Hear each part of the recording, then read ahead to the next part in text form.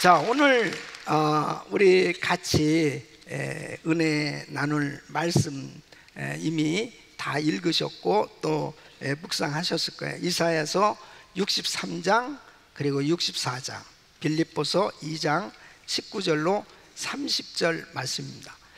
자, 이사야서 이 63장은 하나님은 원수들을 향해서 분노하시는 자, 자기 백성을 구원하시는 자라고 묘사하고 있습니다. 이 말씀은, 이 본문은 재림하시는 그 예수님에 대해서 예수님의 사역을 아주 간결하고 그리고 명쾌하게 축소시킨 것을 볼 수 있어요. 그래서 심판 때의 모습을 아주 명확하게 보여주고 있습니다. 다시 말씀드리면 사탄의 세력을 완전히 깨트리시는 주님의 모습이에요. 여러분, 우리 주님이 이 땅에 재림하실 때는 심판주로 오시는 거예요. 그때에 구원받은 성도들에게 있어서는 심판이 아니고 바로 그 시간이 구원의 날이요 축복의 날이 되는 줄로 믿습니다. 그러나 하나님 바깥에 있던 사람들은 심판을 받을 수밖에 없는 거죠. 그래서 1절 말씀을 보면 이 심판주 되시는 주님의 모습을 이렇게 묘사하고 있어요. 에돔에서 오며 홍의를 입고 보스라에서 오는 자가 누구뇨? 그 화려한 의복 큰 능력으로 걷는 자가 누구뇨? 그는 내니 의를 말하는 자요 구원하기에 능한 자니라 그랬습니다. 그래서 이 에돔은 원래 에서의 후손들입니다. 역사적으로 보면 이스라엘을 대적했던 족속들이에요. 원수들이죠. 이 보스라는 에돔의 수도입니다. 그러니까 에돔을 심판하시고 이 피의 옷을 입고 오시는 분이 누구냐 하는 거예요. 그는 내니 의를 말하는 자요 구원하기에 능한 자라. 그러니까 첫째는 홍의를 입으셨다. 이 홍의를 입은 심판주의 모습입니다. 그래서 우리 예수님은 흰 세마포를 입으셨는데 붉은 옷이 되어졌다는 것은 이제 심판하시면서 그 심판받는 사람들의 그들의 피가 바로 흰 세마포를 붉게 물들인 그런 모습도 되어지고, 그리고 왕권을 가지시고 강력한 능력으로 임재하셔서 오시는 그 큰 능력으로 오시는 주님의 모습이요, 그리고 의로우신 구세주의 모습으로 주님이 오신다 하는 거예요. 그래서 하나님은 세상의 유일한 심판자이신 줄로 믿습니다. 내가 홀로 포도즙 틀을 밟았다 그렇게 말씀하고 있어요. 그래서 그날에는 그 분노와 그 노함으로 인해서 심판을 하시는데 5절 말씀 보면 내가 본적 도와주는 자도 없고 붙들어주는 자도 없으므로 이상히 여겨 내 팔이 나를 구원하며 내 분이 나를 붙들었습니다. 그 분노가 어느 정도냐면은 6절에 보면 내가 노함을 인하여 만민을 밟았으며 내가 분함을 인하여 그들을 취게 하고 그들의 선열로 땅에 쏟아지게 하였느니라. 그러니까 주님이 심판하실 때 그 심판을 피할 자도 없고 그 심판을 받을 때는 모두가 다 완전 멸망이죠. 심판받는 입장에서는 아주 완전히 멸망받을 수밖에 없다는 것입니다. 자, 그런 이스라엘 백성들은 하나님의 이런 마음을 알아야 되는데 그들은 그 하나님의 그 마음을 모르고 계속 범죄하고 있는, 계속 범죄하고 있는. 이 심판주로 오시는 그 하나님께서 심판하실 때는 이렇게 무섭게 심판을 하실 터인데 정말 이 백성들이 참 답답하다는 겁니다. 계속 하나님의 그 자비하심과 긍휼하심 가운데 그들을 끊임없이 구원하고자 하나님께서 손길을 내미시지만 그 손길을 뿌리치고 계속 범죄하고 있으니 답답하다는 거죠. 그래서 11절로 이 14절까지의 말씀을 보면 이스라엘 백성들이 출애굽할 당시에 그날을 좀 기억해 보라는 것이요. 어떻게 구원을 받았냐는 거예요. 그러니까 이스라엘 백성들에게 계속해서 하나님의 그 능력의 팔, 하나님께서 당신이 사랑하는 그 백성들을 어떻게 보호하셨고 어떻게 구원하셨고 어떻게 인도하시나 하는 것에 대해서 다시 한번 좀 기억해 봐라. 그럼에도 불구하고 그들이 계속해서 범죄하고 있다는 거예요. 예? 그러니까 이 이사야 선지자 입장에서는 참 답답한 겁니다. 예. 이 심판주로 오실 그 주님께서 이제 역사하실 때 어떻게 되어지느냐? 결국은 장차 예루살렘 성전조차도 완전히 박살나서 유린되고 황폐하게 될 것이다. 그러니까 돌아오라 돌아오라, 그렇게 하나님께서 계속 긍휼과 그 사랑의 메시지로 하나님의 종들을 보내서 계속 말씀을 전하지만 그들이 받아들이질 않으니까 결국은 그 사랑하는 성전조차도 그렇게 귀하게 여기시는 그 백성들조차도 결국은 심판을 받을 수밖에 없는. 여러분, 이 예언은 지금 바벨론의 위협을 받고 있을 때가 아니에요. 무려 100년 후에 일어날 일을 지금 이사야는 보고 있는 겁니다. 참, 그러니까요, 하나님께서 그 이사야 선지자를 통해서 앞으로 될 일을 계속 말씀해 주고 있는 거예요. 여러분, 사실은 우리에게 뭐가 축복인지 알아요? 이렇게 약속의 말씀이 우리에게 주어진 게 축복이에요. 지금 이사야 선지자를 통해서 100년 후에 이런 일이 일어날 테니 진짜 우리 정신 차려야 된다. 하나님 앞에 온전히 그렇게 회개하고 돌이키고 말씀대로 사는 사람은 반드시 하나님의 구원을 받고 그 심판 받지 않는다, 하나님의 축복을 받게 된다, 그것을 계속 말씀하는 거예요. 그러니까 우리에게 이렇게 성경 완전 계시된 하나님의 말씀이 주어졌다는 게 얼마나 축복이에요, 이게.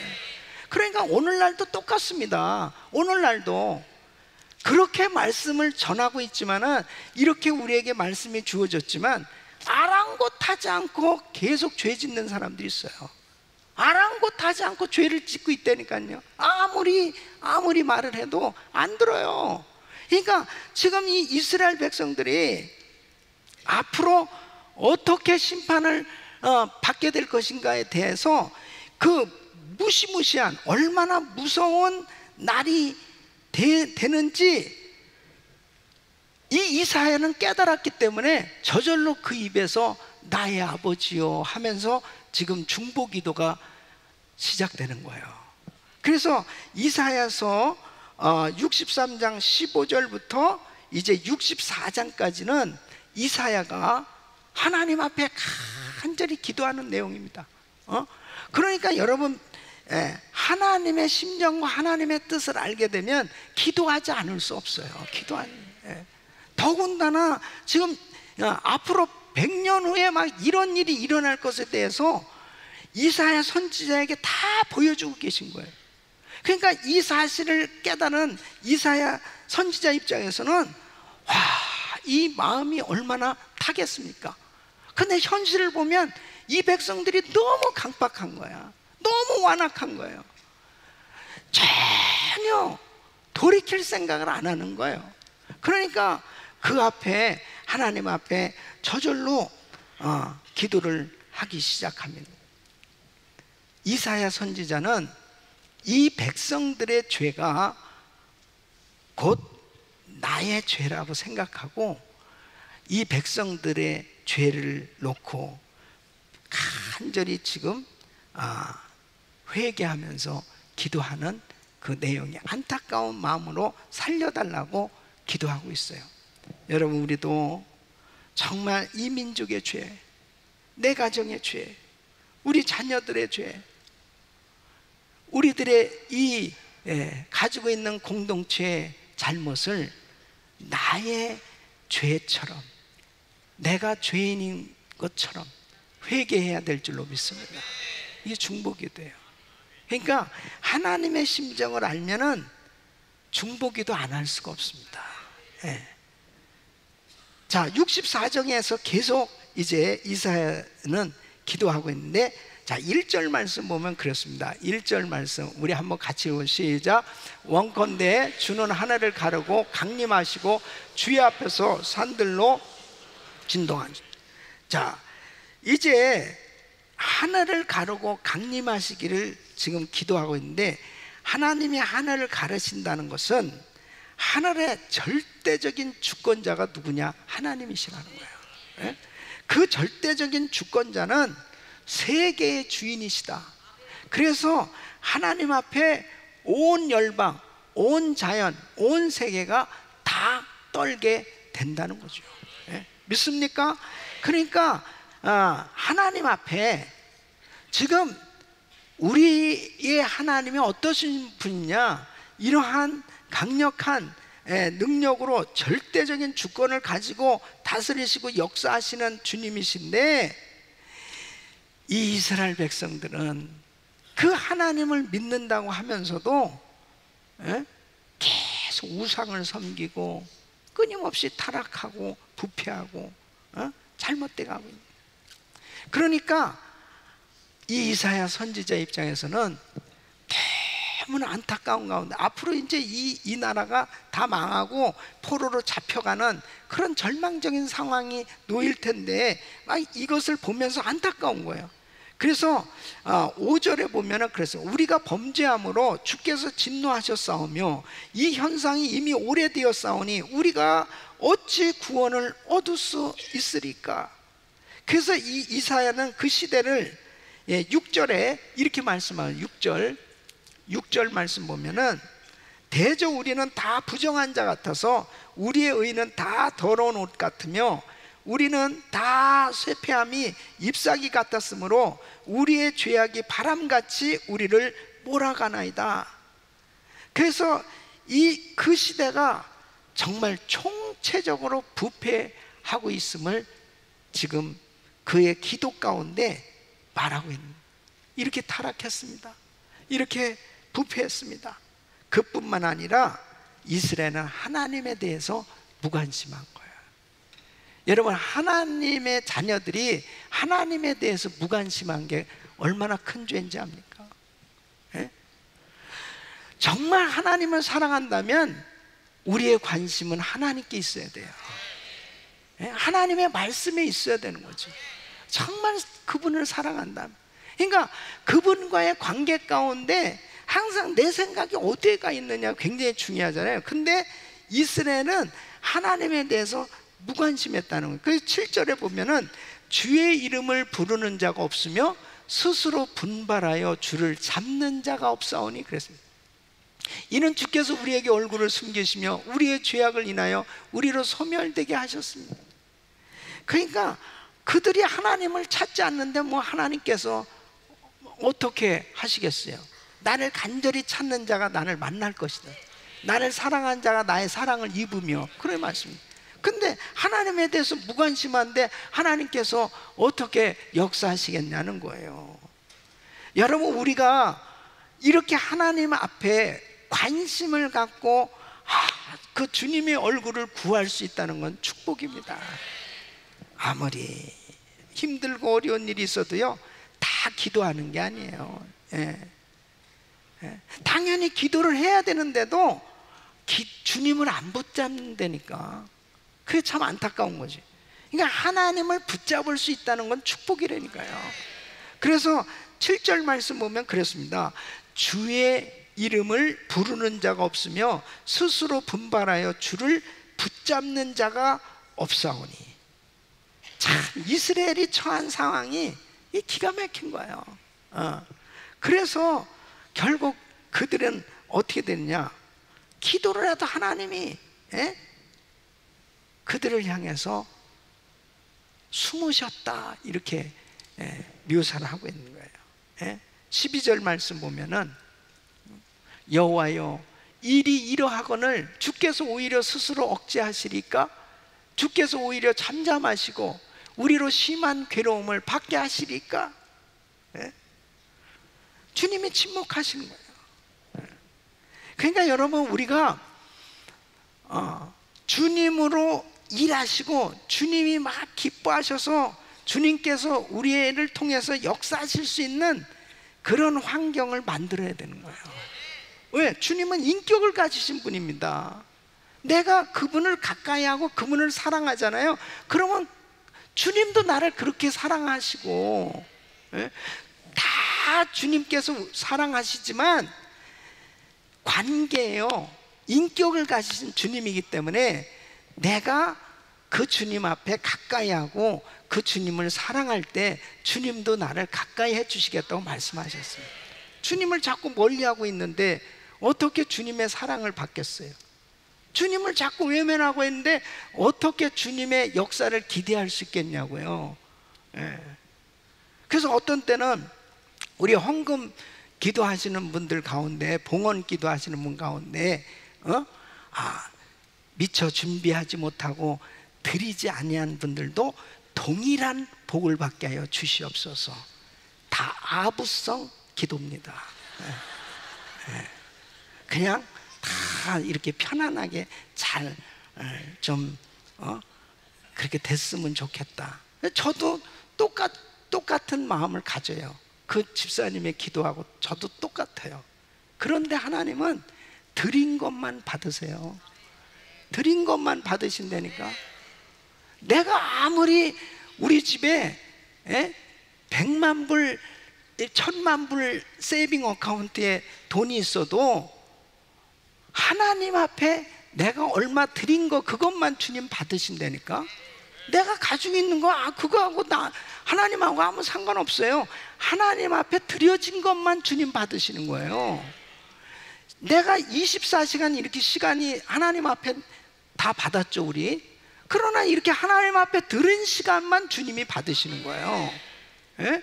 그러니까 드리지도 않았는데 어떻게 하나님이 역사를 하십니까? 이게 기도를 하니까 하나님이 응답을 주시잖아요. 기도도 하지 아니하는데 어떻게 하나님의 역사가 일어나겠냐고요. 교회 성경 말씀에는 계속 구하라, 두드리라, 찾으라, 너희는 내게 와서 부르짖으라, 내게 응답하였고 환난 날에 나를 부르라, 내가 너를 건지리. 계속 성경에는 너는 내게 와서 부르짖으라, 기도하라 계속 말씀하고 계신데 내가 아무것도 액션을 취하지 않는데 무슨 일이 일어나겠냐고요. 그러니까 내가 예수를 믿고 구원받는 것은 믿음으로 받았지만은 하나님과의 교제는 내가 해야 되는 거예요. 여러분, 우리가 결혼하는 것도 그렇잖아요. 그냥 같이 만나가지고 제가 이 얘기는 안 하려고 그랬었는데 또 갑자기 성령님, 제가 이제 결혼을 놓고 기도를 했습니다. 예. 집에서 쫓겨났고 난 뭐 이제는 내가 미국에서 이제 살아야 되고 내가 이제 신학생인데 나도 이제 가정을 이뤄서 이렇게 주의 일을 해야 되겠다. 그래서 하나님, 내 짝이 어디 있습니까? 새벽마다 기도했어요. 그런데 진짜 빨리 응답이 왔어요. 일주일 만에 환상으로 쫙 어떤 자매를 딱 보여주신 거예요. 너무너무 신기한 거예요. 진짜 내가 그 자매를 뭐 찍어놓고 막 기도한 것도 아닙니다. 예? 내가 막 저 자매를 주여 내 아내가 되게 하여 주시옵소서, 내 짝이, 그렇게 막 기도해가지고 이렇게 너무 사모해가지고 하나님이 딱 이렇게 보여주신 그런 게 아니고, 그때는요 제가 정말 이렇게 막 아주 오직 예수, 오직 뭐 지금도 오직 예수지만 그때도 아주 그냥 아주 순수했단 말이에요. 그렇게 해가지고 이렇게 제가 이제 대학부에 있었거든요. 근데 절대로 이렇게 남녀간의 관계에 있어서도 내가 다른 생각을 안 했어요. 예. 그랬는데 진짜 딱 이렇게 보여주신 거야. 그 너무 신기하잖아요. 그래서 내가 이제 그때부터 이제 아내를 위해서 딱 기도하면 자동이야. 근데 이 지워지지도 않고 그 다음에 기도하면 그냥 쫙쫙 이 자매 얼굴이 떠오르는 거예요. 그래가지고 내가 무슨 이게 생각한 것도 아닌데 그 너무 신기하잖아요. 그래서 이제 우리 학생회장 형제를 중간에 세워가지고 그 자매를 만나게 됐어요. 그래서 이제 레스토랑에서 만나가지고 자매님 절대로 날 오해하지 말라고, 내가 무슨 다른 생각해서 그런 게 아니고 나 진짜 궁금하다, 내 너무 신기하단 말이에요. 근데 성경에 보면 베드로에게 환상을 보여주신 하나님은 고넬료에게도 역사하셨거든. 양쪽에 똑같이 사인을 주신 거예요. 그래서 진짜 딱 만났잖아요. 그래서 나도 자매님에게 무슨 사인이 있는지, 내가 사실 이렇게 기도했는데 이런 이 환상을 보게 됐는데 혹시 자매님에게는 무슨 사인이 없습니까? 그랬더니 자매가 그러는 거예요. 대학부에서 제가 한번 이렇게 간증을 했는데 딱 그 이야기를 듣는데 네 남편이 되리라 싹 이렇게 스쳐갔다니, 이거 너무나 그러니까 그러면서 물을 싹 이렇게 부어주는 것 같이 그냥 쫙 그러면서 그랬다는 거예요. 그러니까 이거 확실한 거잖아요. 자, 제가 뭘 얘기를 하려고 그랬냐면은, 자, 그랬으면은 이제 이거 분명히 사인이 맞잖아요. 예. 그러니까 이제 이 자매도 자기가 뭐 이렇게 막 누굴 찍어놓고 그것도 아닌, 자기도 너무 놀랬다는 거죠. 왜 내가 이런 생각이 되지? 그래 너무 놀랬다는 거예요. 그러니까는 이제 자, 내가 이렇게 사인을 받았으면 그때부터 자, 우리 그러면 하나님이 주신 사인이 분명하니 자, 우리 이제 교제를 합시다, 이렇게 돼야 되는데 제가 뭐라고 그랬냐면 알겠습니다. 그러고 안 만났어요. 그러니까 결혼이 안 되더라고. 나는 이렇게 생각했어요. 주님이 보여주셨다면 결혼도 다 확실하게 하게 해주실 거 아니냐, 그렇게 생각하고 그냥 믿습니다 하고 그냥 안 만나니까 안 되더라고.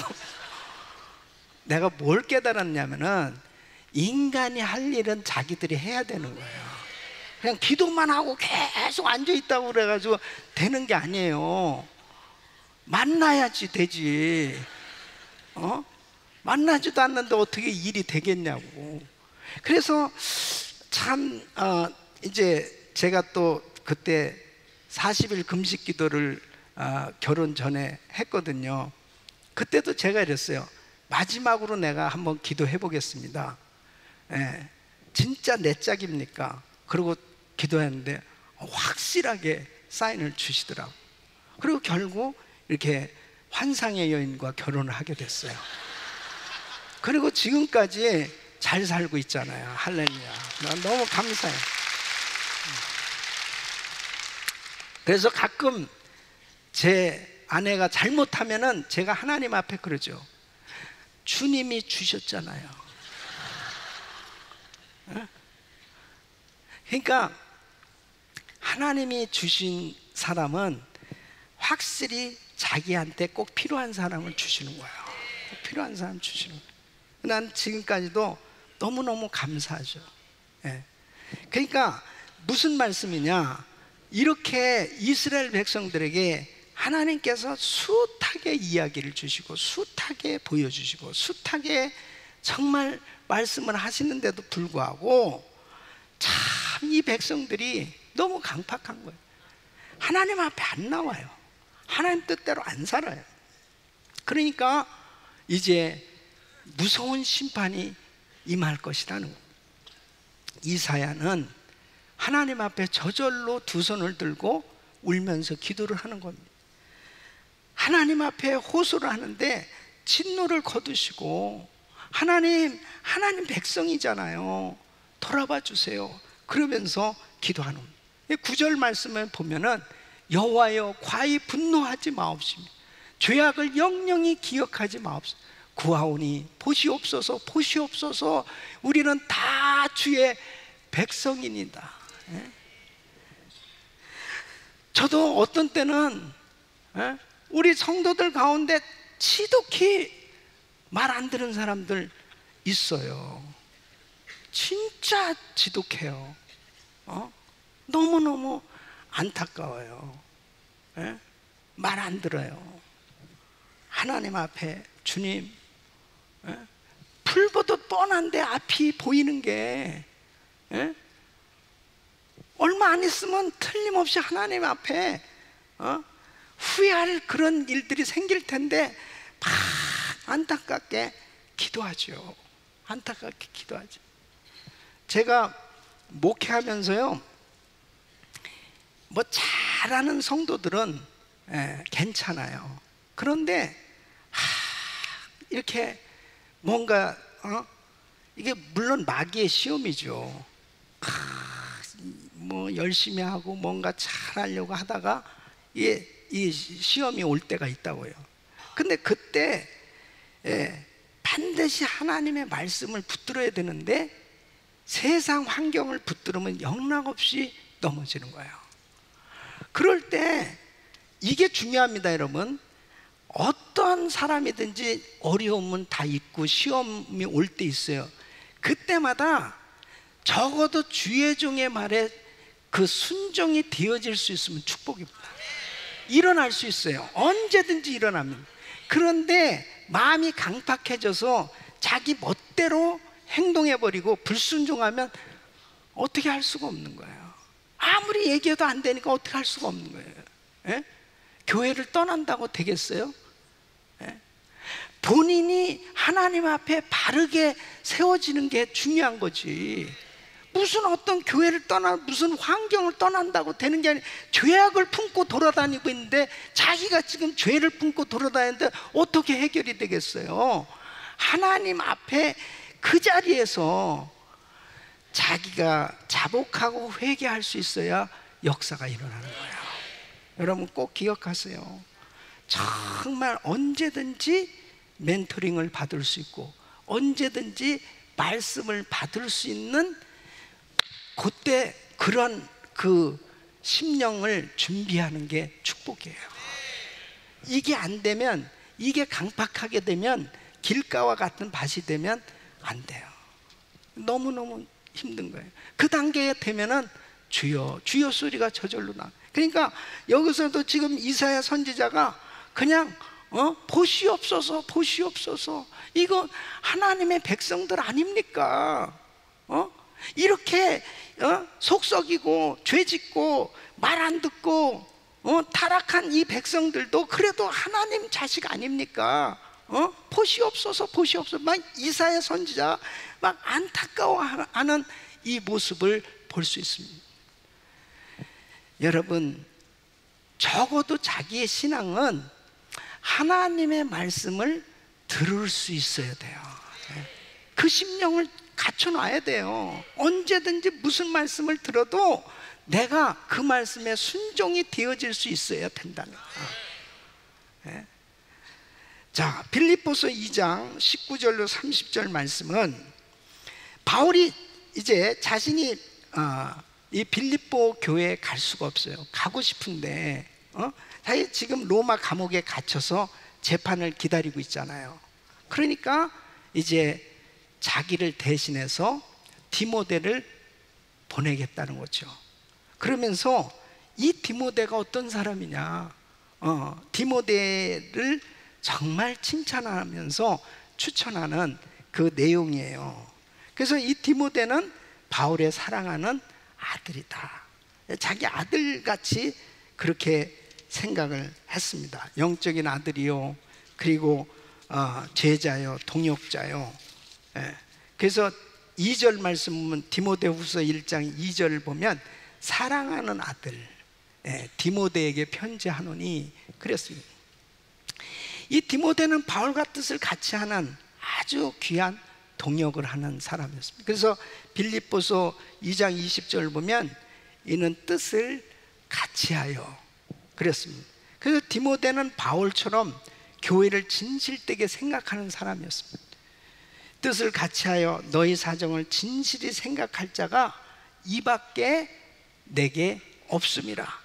그러니까 빌립보 교회를 진짜 생각하고 빌립보 교인들을 정말 생각하고 사랑하고 그렇게 섬길 수 있는 사람은 사실 디모데밖에 없다, 그거예요.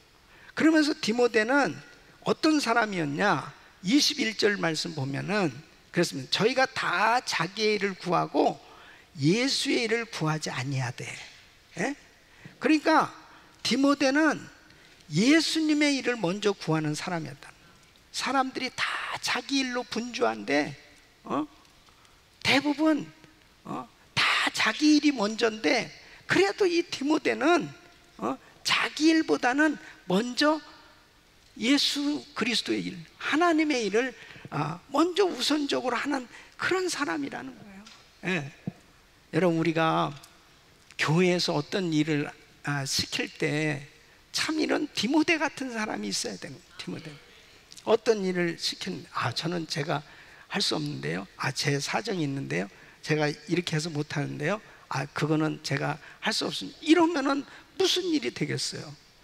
다 바쁘고 다 자기 할 일들이 있지만 그래도 하나님의 교회, 그래도 하나님의 일을 먼저 생각할 수 있는 사람, 이게 귀한 일꾼입니다, 여러분. 이게 귀한 일꾼이에요. 이 디모데는 이 바울을 아버지처럼 대한 거예요. 그래서 22절 보면 그랬습니다. 디모데의 연단을 너희가 안 하니 자식이 아비에게 함같이 나와 함께 복음을 위하여 수고하였느니라. 이 디모데는 충분히 준비된 사람이라는 거예요. 그렇게 이 바울을 아버지같이 여기면서 정말 뜻을 같이 하면서 그렇게 귀하게 충실하게 사역한, 정말 내가 추천할 수 있는 아주 귀한 제자다, 그렇게 이야기하고 있습니다. 사실 디모데 후서는 이 바울이 이제 마지막 옥중 서신인데요, 이제 바울이 얼마 있으면은 그는 순교를 하죠. 그때 디모데후서 4장에 보면은 4장 10절에 보면 이렇게 말씀하고 있습니다. 대만은 이 세상을 사랑하여 나를 버리고 데살로니가로 갔고, 그레스게는 달마디아, 디도는 갈라데로, 디도는 달마디아로 갔고, 사람들이 다 이렇게 떠났는데 정말 가장 끝까지 이렇게 나와 함께 할 수 있는 귀한 동역자, 얼마나 귀하냐 이거예요. 얼마나.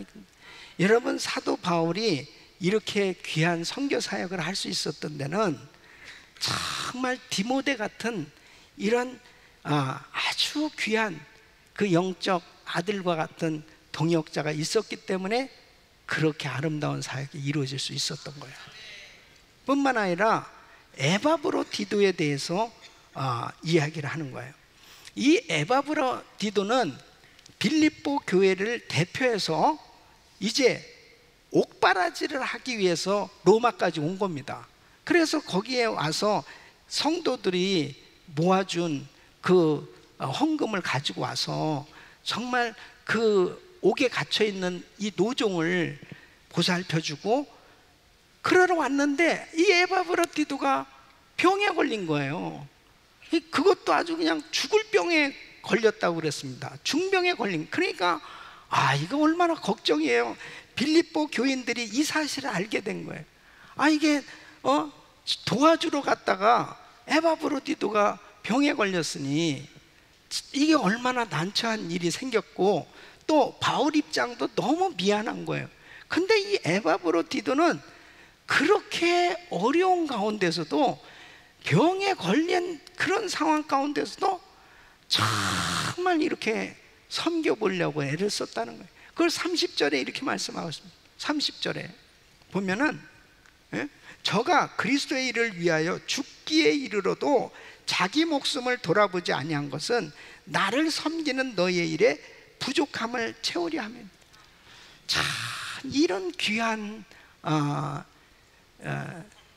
성도가 있기 때문에 교회는 되는 거죠. 사역이 이루어지는 거예요. 그러니까 디모데나 에바브로디도 같은 이런 참 충성스러운 귀한 성도, 귀한 제자가 있었기 때문에 이렇게 아름다운 사역이 이루어졌다는 거예요. 여러분, 우리 교회가 참 이렇게 오늘날까지 성전을 건축하고 또 선교하고 많은 사역들을 하는 데는 참 우리 교회에도 이 에바브로디도 같은 귀한 성도들이 있어요. 참 귀한 성도님들이 참 아름답게 동역을 하고 사역을 하기 때문에 우리 교회가 이렇게 아름다운 사역이 이루어진 줄로 믿습니다. 저도 우리 김광식 목사님과의 관계가 그래요. 저도 영적인 아버지 같이 목사님을 생각하고 함께 뜻을 같이 하면서 하나님 일을 같이 지금까지 하고 있는 거죠. 그래서 하나님이 기뻐하시는 교회는 성도들이나 또 주의 종들이나 정말 이런 아름다운 관계를 이루는 게 중요한 거예요. 이런 아름다운 관계가 끝까지 지속될 수 있기를 바랍니다. 그러니까 단 중요한 것이 뭐냐면 진짜 하나님의 영광을 위해서, 하나님의 선교 사역을 위해서 하나님 앞에 헌신된 주의 종이라고 생각한다면 끝까지 그런 아름다운 관계를 가지라는 거예요. 그것이 얼마나 중요한 거지. 그 사실 바울이 감옥에 갇혀서 그렇게 지내니까 데마 같은 사람도 초기에는 굉장히 좋은 동역자였거든요. 근데 세상을 사랑해서 그가 나를 버리고 데살로니가로 갔다. 이게 참 마지막 부분이 얼마나 안타까워요. 이런 사람들이 나오는 거예요. 그러니까 정말 여러분은 세계 선교 마무리를 위해서 끝까지 함께 할 수 있기를 바랍니다. 이게 정말 중요해요. 제가 만일 세상적이고 세속적이고 인간적이고 그리고 하나님의 어떤 복음 사역이 아닌 어떤 것이라면 그렇게 하실 필요 없어요.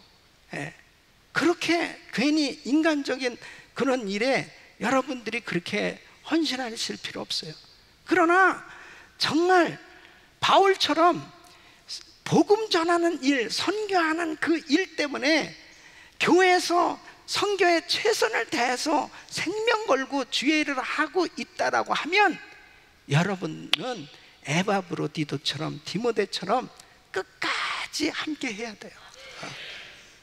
그게 축복이니까. 그게 축복이에요. 그 축복의 자리를 놓치지 마시길 바랍니다. 자, 이사야서 64장 1절 말씀 보면은, 자, 오늘 같이 은혜 받을 함께 나눌 말씀 우리 같이 시작.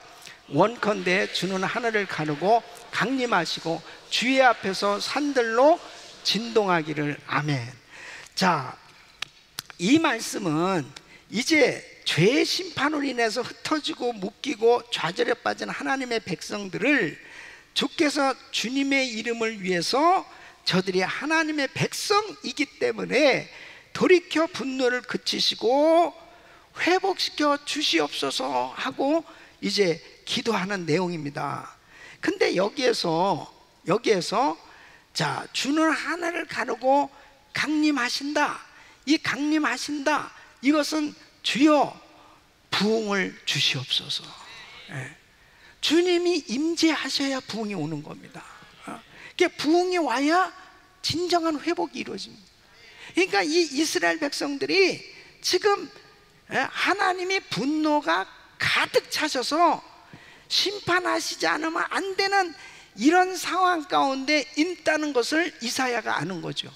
그러니까 하나님, 정말 하나님께서 역사하셔서 회개하고 돌이킬 수 있도록 주님 우리에게 은혜를 주시옵소서. 그래서 이사야는 이 백성들의 죄를 자신의 죄인 것처럼 회개하면서 하나님 앞에 자비를 지금 구하고 있습니다. 여러분, 오늘날 우리에게 필요한 것은 부흥이에요. 정말 부흥이 와야 돼요. 부흥이 와야 회개가 된다니까요. 부흥이 오지 않으면 회개가 안 돼요. 주님이 임재하셔야 돼요. 내 마음에 주님이 임재하셔야 자기의 죄가 깨달아져요. 자기가 죄가 깨달아져야 정말 하나님 앞에 죄의 싹은 사망이요, 야, 죄 때문에 내가 망하게 됐구나, 야, 죄 때문에 내가 끝장나게 됐구나, 하나님 나 좀 살려주세요 하고 저절로 무릎이 꿇게 되고 저절로 하나님을 찾게 되거든요. 이게 부흥이에요. 예. 이 부흥이 와야 됩니다. 이 부흥은 머리로 회개하던 것이 가슴으로 회개가 되어지는 게 부흥이에요. 이 머리로는 회개할 게 다 생각나는데 가슴으로 회개가 안 되니까 성령의 역사가 나타나질 않아요. 성령님이 역사하시면 마음의 회개가 되는 거예요. 자기가 얼마나 잘못한 죄인이라는 게 깨달아집니다. 여러분, 1904년에 웨일즈의 부흥을 가져왔던 이반 로버츠는 13년 동안 그 땅에 웨일즈의 부흥을 위해서 기도한 겁니다. 계속 그 부흥을 간구할 때 하나님께서 어느 날 정말 그 기도를 들으시고 역사하신 줄 믿습니다. 1907년도 평양에 대부흥이 왔어요.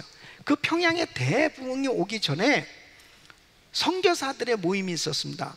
1903년도에 원산에서 이 여자 선교사님들 그 수양회 같은 게 있었는데, 그때에 메리 화이트라고 하는 여자 선교사님 있어요. 중국으로부터 온 선교사님이고, 캐나다 장로교 출신인 로이스 맥컬리라는 그 여자 선교사님들이 정말 지금 세계의 부흥에 대한 소식들을 들으면서 이 조선 땅에도 정말 이렇게 부흥이 왔으면 좋겠다, 막 그런 마음을 가지고 기도 모임들을 여자들끼리 모여서 기도하기 시작했어요. 그러면서 강사를 누구에게 부탁했냐면 이 하디 선교사님한테 부탁했습니다. 이 로버트 하디 선교사는 이분은 이제 캐나다 선교사로, 그가 이제 그 의사예요. 이분을 이제 이렇게 강사로 초청을 하게 됐는데, 이분이 이제 로버트 하디가 강사로 수락을 하고 말씀을 준비하게 되잖아요. 그 말씀을 준비하면서 기도를 하는데 성령님께서 그의 마음을 터치하기 시작합니다.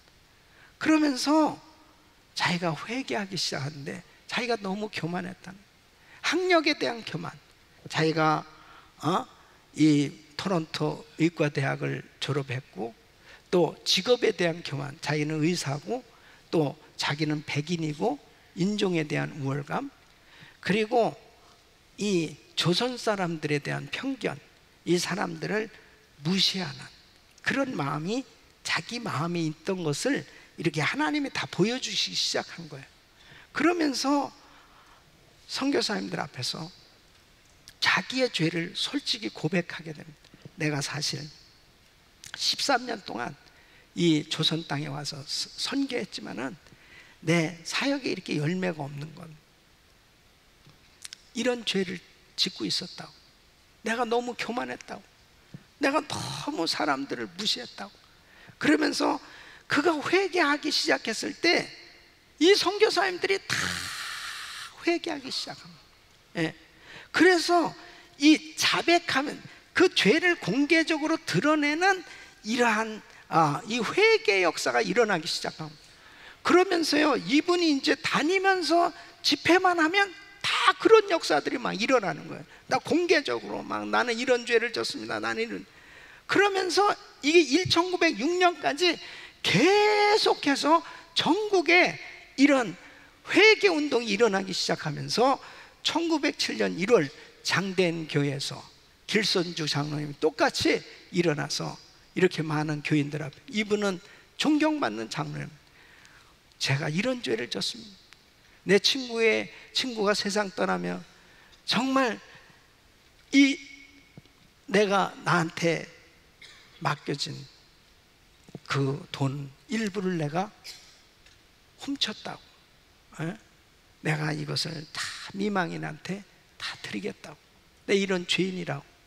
그래서 사람들이 저 장로님 저런 죄를 졌구나 그러면서 판단한 게 아니고 다 울면서 저는 사실 이런 죄를 졌습니다, 저런 죄를 졌습니다 하면서 삽시간에 회개 역사가 일어난 거예요. 그러면서 이 평양의 대부흥은 어떤 역사가 일어나냐, 그 전까지는 그냥 교회 다닌 거예요. 그냥 교회 다닌 거예요. 그랬는데 회개하면서 성령이 임하니까 거듭나기 시작한 거예요. 사람들이 달라지기 시작하니 영적인 사람이 되기 시작한 거예요. 그러면서 새벽 기도가 시작이 된 거예요. 새벽에도 하나님 앞에 나와서 울부짖고 기도하기 시작하고, 전국 강산에 정말 하나님 앞에 부르짖고 기도하는 이런 부흥의 역사가 일어나게 된 겁니다. 사랑하는 성도 여러분, 우리는 40일 기도회를 하면서 다시 이 부흥을 사모해야 돼요. 하나님 앞에 내가 얼마나 추악한 죄인인지, 내가 얼마나 더러운 죄인인지, 내가 얼마나 사람들을 많이 마음으로 죽였는지, 얼마나 내가 이 입술로 얼마나 이 부정하고 정말 잘못된 그런 말을 하면서 하나님 앞에 얼마나 잘못된 생각 속에 다른 사람들이 봤을 때는 내가 열심히 있는 교인 같지만 내 속은 얼마나 더럽혀진 그러한 죄인인지 하나님 앞에 다 드러내고 회개할 수 있기를 바랍니다. 철저히 주님은 아시잖아요. 주님은 내 마음을 보고 계시잖아요. 주님은 내가 무슨 생각하는 것도 알고 있잖아요. 그 하나님 앞에 내가 제대로 회개가 안 되니까 예배의 기쁨이 없고 영적인 어떤 활력이 다 사라지고 영적 무기력감 가운데 자유함이 없는 그런 예배를 드리는 것은 누구의 책임입니까? 그것이 누구의 책임이에요? 바로 내 죄 때문에 하나님께서 역사하시지 못하는 것은 깨닫지 못하고 누구의 책임이냐 말이에요. 누가 그 심령을 억지로 열어가지고 은혜를 무조건 일방적으로 그렇게 하나님은 주시지 않아요. 내가 회개할 때까지 기다린다니까요. 하나님 앞에 회개할 수 있기를 바랍니다. 기쁨이 없고 열정이 없고 헌신하지 못한다면 바로 하나님 다시 회복되기를 원합니다. 그것은 회개할 때 하늘을 가리시고 강림하시는 성령님이 강력하게 역사하실 때 바로 우리에게 큰 부흥을 주실 줄로 믿습니다.